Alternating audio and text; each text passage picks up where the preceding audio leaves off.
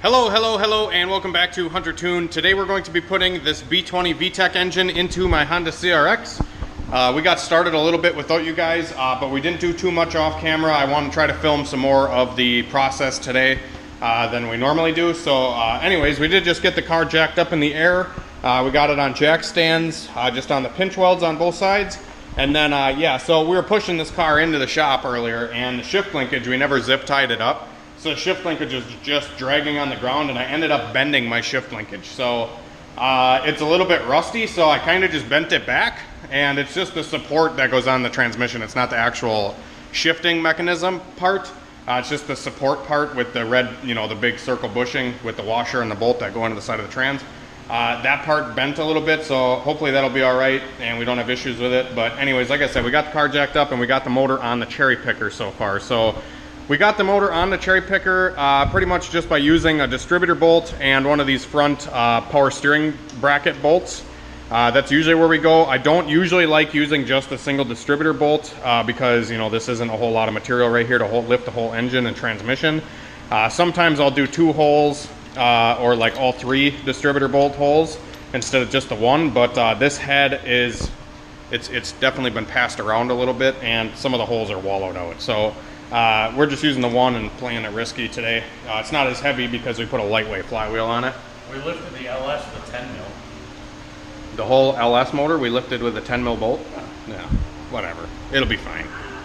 So anyways, I did get the flywheel installed and torqued onto the engine. This is a lightweight flywheel. I have no idea what pound flywheel it is, and I have no idea what brand it is, but it is used and definitely not resurfaced.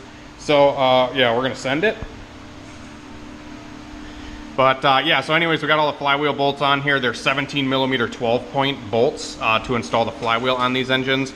And what I normally do is I take the impact wrench and I just go on a crisscross pattern with the impact, and then I double check the torque with the torque wrench. But I like using an impact on flywheel bolts and crank pulleys because the flywheel bolts tend to back out on some of these motors, even if you red Loctite them and torque them to spec. If you impact them, they don't seem to ever come off. So that's what I've always done in the years that I've been building Hondas, and it always works for me. I've never broken a bolt doing it that way, and I've never had any real issues. So anyways, we got the flywheel on. Now we're going to get the clutch installed. So I'm going to go over and grab the XTD Stage 5 clutch that we're running. And I gotta find the pressure plate bolts here. So we have the clutch disc right here. This disc is actually in pretty decent shape still. It is a little bit, looks like it got a little hot, but nothing too crazy. And then this is the pressure plate. The pressure plate actually looks really good yet. So I gotta get this stuff, and then I gotta find the pressure plate bolts, and then we're gonna install the clutch. Alrighty guys, so we're gonna be installing the clutch and flywheel, or just we're gonna be installing the clutch right now. So anyways, we got our clutch alignment tool right here. We're gonna make sure that the end of the alignment tool fits into the pilot bushing, which it fits nice and snug. Snug as a bug in a rug right there. And then it obviously fits the splines of the clutch disc. And we're gonna be putting the clutch disc on first here. And we are always going to want to take the clutch spring end of the clutch disc, and wherever the springs are visible, or like, there's a little lip on the protrusion of the clutch springs is always what's going to sit inside of the clutch. The flat side always goes to the flywheel, because if you try to put the clutch on backwards, it's not actually going to grab onto the flywheel. So we have to put it on the right way, obviously. You can't really mess this up because they won't go together if you mess it up. So we'll take the clutch disc, made it up like so, make sure that's all aligned good, and then clutch disc is on. And then we're gonna take our pressure plate. You wanna film?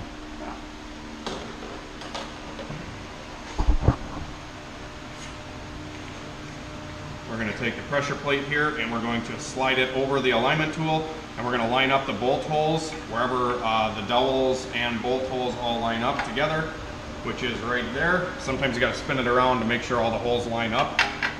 This clutch disc or flywheel or both is a little bit messed up, like the dowels aren't lining up 100% perfectly. So I'm hoping when I tighten the bolts down it'll sink in, but I don't know. I think it's just this flywheel that the dowels are just a slight bit off. But the clutch pressure plate has 6 bolts that hold it on. And we're going to install all the bolts and tighten it down.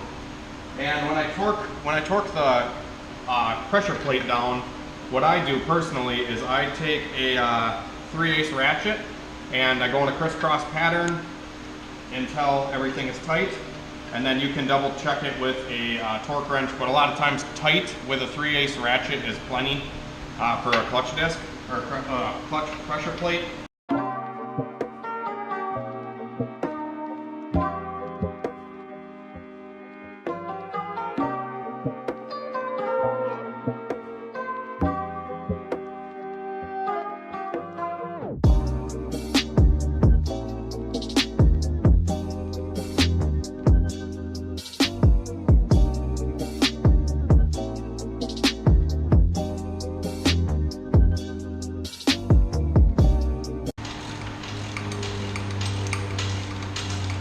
Rock the boat, rock the boat. I think I put mine on with an impact. I've broken pressure plate bolts with an impact. Click. Click. Beep. Beep, beep, beep, beep, beep, beep, beep, beep, beep, beep. Good and torqued. So I pull the alignment tool out, make sure it fits back in there, nice and good. Everything is aligned perfectly.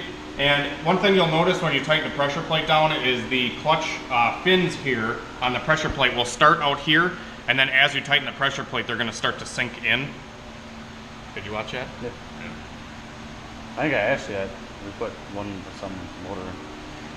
Yeah. So anyways, now that we have the clutch installed, we are going to be putting the transmission onto the engine. And yeah, we're gonna muscle that transmission over here, stuff it on the engine, and we'll pick up in a minute. Alrighty guys, so we got the transmission muscled over here, and yeah, so we're just gonna make sure that our input shaft spins freely. A lot of times transmissions sometimes won't go onto engines if the input shaft is locked up. And a lot of times when you put transmissions or you take them apart and stuff like that, if something's not hooked up right, the input shaft isn't gonna spin freely like this. And when it spins freely like this, it'll kind of just align itself when you go to install it into the clutch and onto the bell housing. Yeah, ask Christian how he knows.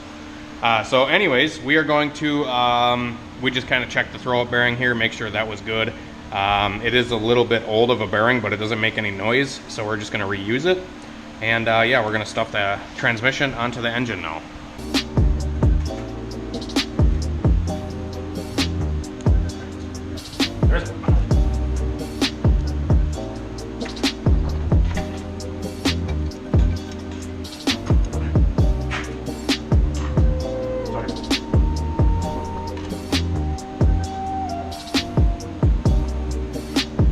Alright, so we got the transmission on, installed with one bolt. Now we're just going to make sure that all the other bolts are lining up and tighten it the rest of the way down. So we have one bell housing bolt that goes through the block to here. We have one going through the transmission into the block this way, one here, another one right here, and then there's going to be one on the back over on this side as well. How many is that? 6, 5? I don't know. 1, 2, 3, 4, 5. That many. Alrighty guys, so we are ready to throw the engine and transmission into the car now. We have the transmission all tightened down onto the engine. We have no gap between the engine and transmission. That is one thing you want to look for. Make sure the transmission's fully seated onto the engine. I might just spin the motor over, make sure the motor spins over with the transmission attached. That's just another thing that sometimes I do, just to make sure that nothing's binding or anything like that before we do all the work to put it into the car. So anyways, ready to go, other than, you know, just doing a test spin on it, but everything went on real smooth, so I'm assuming it'll be all right. Another thing with the car now is we just got a lot of the stuff out of the way, so we're not going to be pinching anything or damaging anything while we install this engine into the car. So we have like just little things like our throttle cable is, you know, up and tied out of the way here. I just kind of try to loop them around the brakes or whatever, the brake booster there. The clutch cable is also just kind of chilling off to the side here. The wiring harness I unhooked from this side and took and drug over, so the whole engine harness is just kind of dangling over here. We have all the grounds and stuff like that just kind of sitting over this way, so nothing, like I said, is in the way. Just make sure all that stuff's out of the way. And then we'll take the heater hoses and bend them up. Make sure the clutch cable, or this is the speedo cable right here, we'll tie that up just to make sure that's not in the way. We have an oil pressure gauge right here. Make sure that's out of the way. And yeah, that's pretty much it. And then we have our power for the starter right there. So we'll tuck that out of the way. And then yeah, we're left with a wide open engine bay now. So we can just drop this puppy right in. All right, so now we have the engine lifted up over the engine bay on the car here. So we had to get the engine over the front end of the car so it can kind of hover over the top of the engine bay. And we're just kind of making sure that everything's kind of squared away here. The one thing that we're going to have to do when we lower the engine down is we're going to have to make sure the transmission is not going to hit the mount over here. And Christian probably will just finagle the whole engine and transmission here, left or right, push down, push that way, etc., till it's under that mount. And then we will first attach the driver's side mount right here. So as we're lowering it down, we're going to try to shoot for this side mount here to line up with this mount on the engine. And then we have the bolt right here. So when that lines up, I'm going to chuck it in, and then we'll work our way to the left. So we'll probably do the T-bracket, and then the transmission mount will be the last one. That's usually how the order I do it when I'm lifting engines from the top down. These cars are a lot easier to lift the car over the motor, but we don't have that luxury. So this is what we always do. And this is the way we've been doing it for like 2 years. Yeah, this is the way we've been doing it for a while, and it seems to work. Sometimes it's a little tricky to get the mounts to line up, but a lot of times if you start on the driver's side getting this one in, you can then do either of those two. It doesn't matter the order of those two usually, but if you try to do like the T-bracket first or the transmission mount first, you'll have a bad day. So we're going to get this thing mounted up.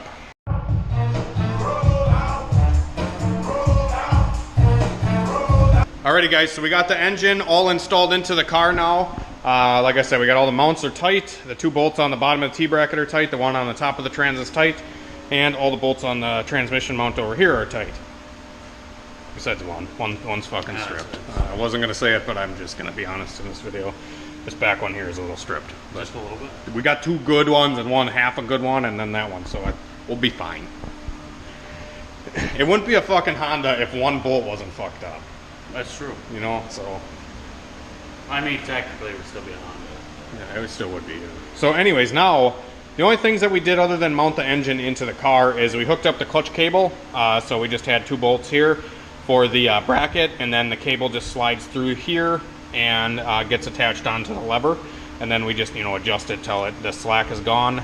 Sometimes they need a little bit less adjustment or more adjustment depending on how the car acts when I'm driving. We'll do further adjustment on the clutch later when the car's running and driving, but just for rule of thumb, just get a little bit of slack left in the cable there and you'll be dog pile. Also, we got the starter on and the power wire is going to the starter. So this one runs back to my battery and then this one runs to the fuse panel up here. So we got those power wires hooked up. Christian put the speed cable in for the speedometer. We got the heater hose back here installed. We got the fuel line on. Did you tighten that already? Mm-hmm. Okay, so the fuel line is on from the fuel filter onto the fuel rail. We got the throttle cable installed. A lot of this stuff is like literally 2-minute job. All that stuff probably took 2 minutes. 2 seconds to pull a bolt in. So anyways, that was pretty simple. Now we're probably just going to do little things like we'll throw the fuel return line on, and then we'll get to hooking the harness up, and then I got to throw the axles in and shift linkage. Alrighty guys, so typical HunterTuned fashion here, we skipped ahead a few steps. We were doing so good, Christian. Yeah. We were doing so good. And then we messed it up and we finished the car. So I'm gonna go over some stuff with you guys quick to kind of finish the video off. We got the motor in the car, we got the radiator in, we got the wiring harness installed. Just ran through the wiring. We had some issues with the distributor wiring. This car has had distributor wiring issues pretty much ever since I got the car, because the plugs on the distributor harness side of the engine harness side of the distributor were all like super corroded and shit like that. So I stripped all the wires back and I just kind of put some connections on them just to eliminate that from being a problem. So anyways, now we have no codes. We're running code free, leak free. And when I say leak free, like this thing is not leaking a drop. We did run it. We put it through a heat cycle already.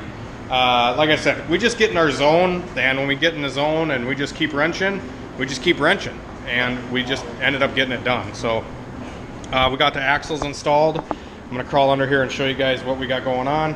All right, so we got everything's installed here. We got the exhaust on, just with the 2 bolts here. We have the wideband sensor. We don't have the gauge in the car yet, but we are leak-free. There's no leaks coming from nowhere. We got the oil pressure gauge hooked up. We got the transmission filled up. That is also not leaking, at least like bad. It's just maybe seeping from somewhere. I have no idea, but seems like it's pretty decent. We got the shift linkage installed. Obviously, there's just a 12 or 13 mil bolt that puts the big chunk of the linkage on, and this is the chunk that I actually bent. So this chunk was bent way back by the shifter. So way back here where this red bushing is, this piece that comes off to go through the center of that red bushing was actually bent because we took the car down the driveway and we didn't have the shift linkage tied up, so it actually drug on the ground and bent. So I had to take that all back off and bend that back. So we got the shift linkage back on, and now everything is good there. So yeah, and then the bitch pin, obviously we got installed. If you guys have trouble getting the shift linkage pin in and out, what I always do is I just grab a M8 by 125 bolt. So these are all over Hondas. M8 by 125 bolt, 12 millimeter head. You just put that right in the middle there and pound away, and this is the perfect size. So instead of buying a punch or whatever, you can just use a 12 mil bolt. I always do that. So yeah, axles are in, cross members on, the traction bar thingy, majiggy right here.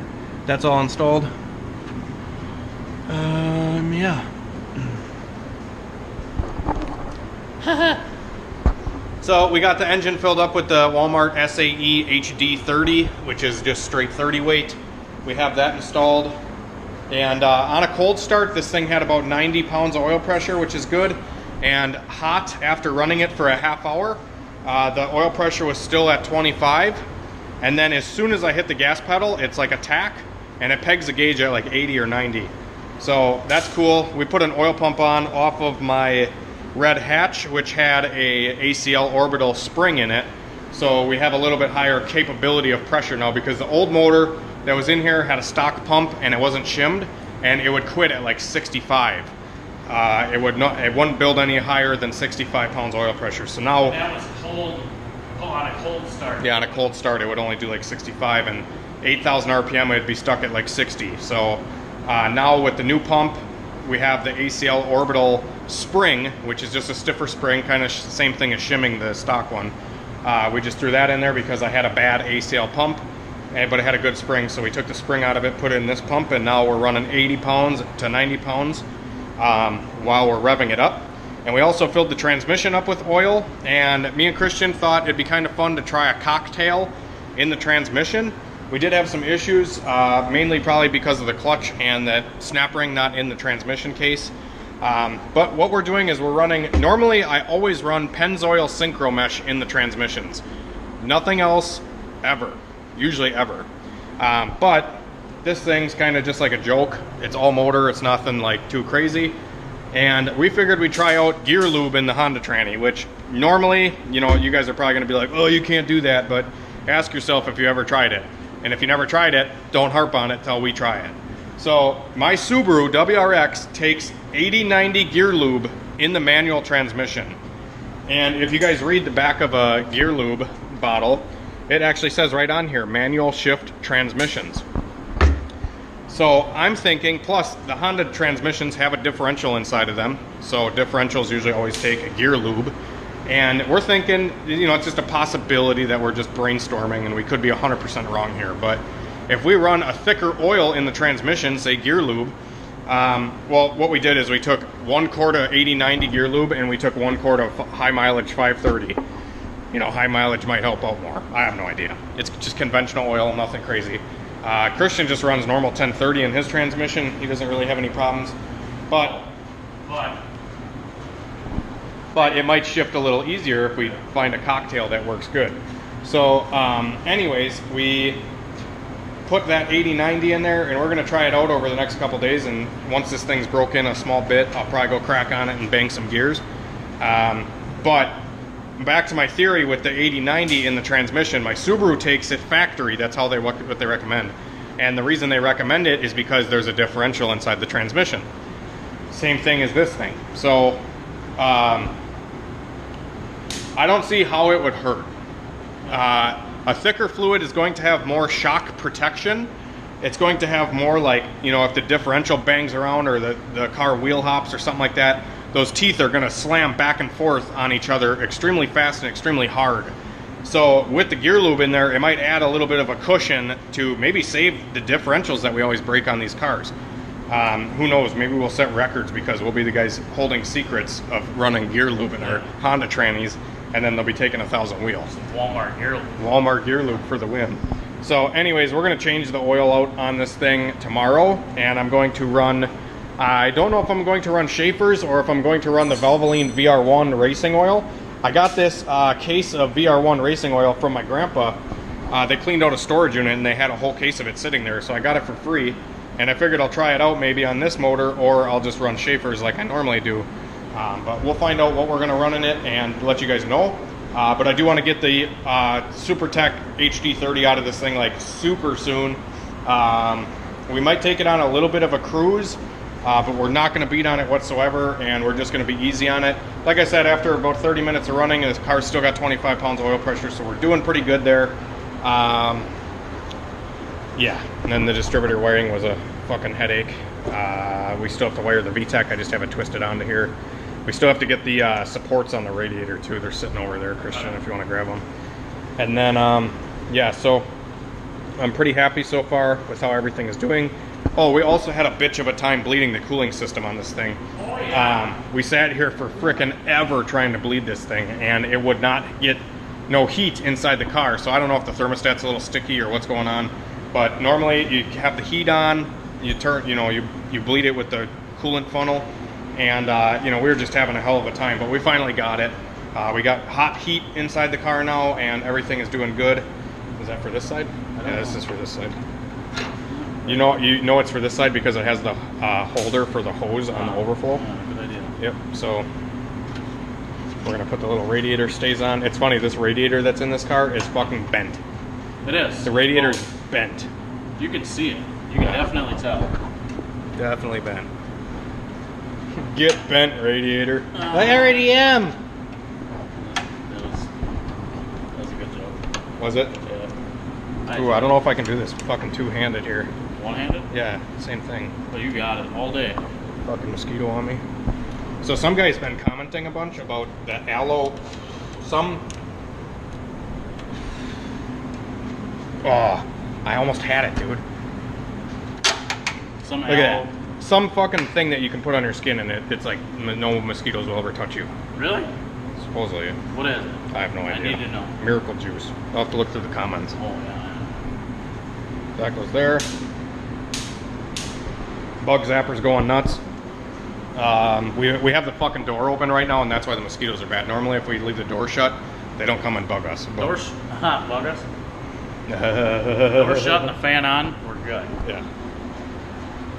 Gotta find a 10 mil here.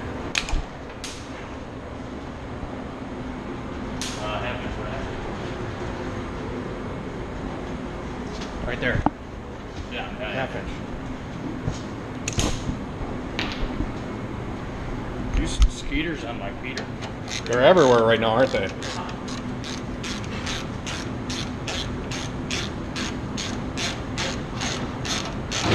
just gotta stand by the fan. There you go, radiator's kind of in. Perfect.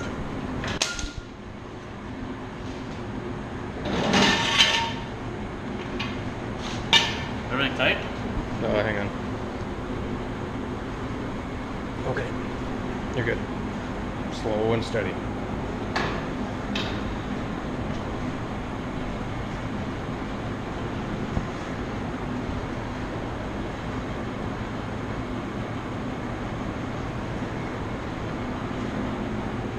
Alright guys, we're cruising the CRX. I'm driving super slow, just kind of cruising. And we're at like 2 grand right now, fully warmed up. And we're at like 60 pounds oil pressure. There it's coming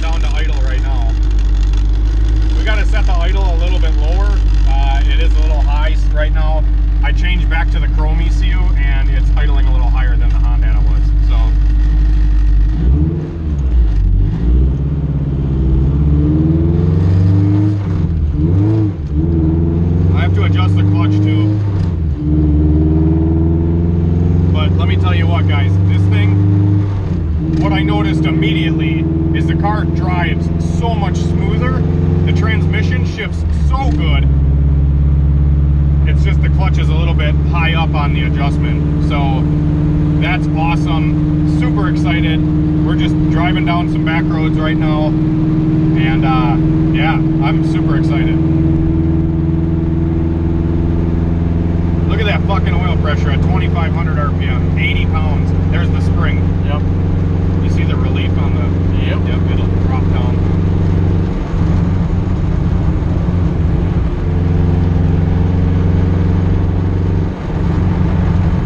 A good thing to break a motor in too is to let the engine brake.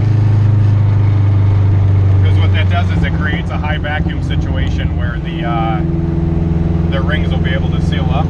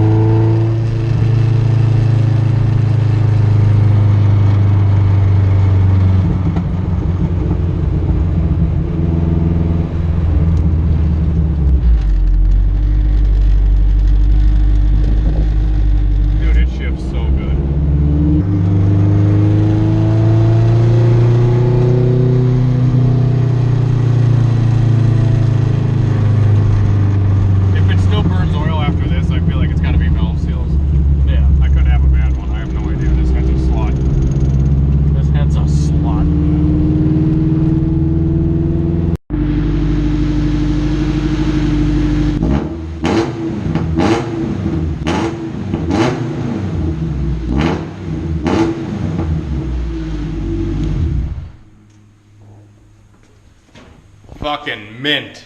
This thing's actually running really good. So how much smoke was coming out of the tailpipe there? Just a little bit? Not much, yeah. Not much. I'm thinking a lot, honestly, this header and the rest of this whole exhaust was so covered in oil from, you know, the motor before. I'm thinking that's why it's just got a little bit of smoke to it.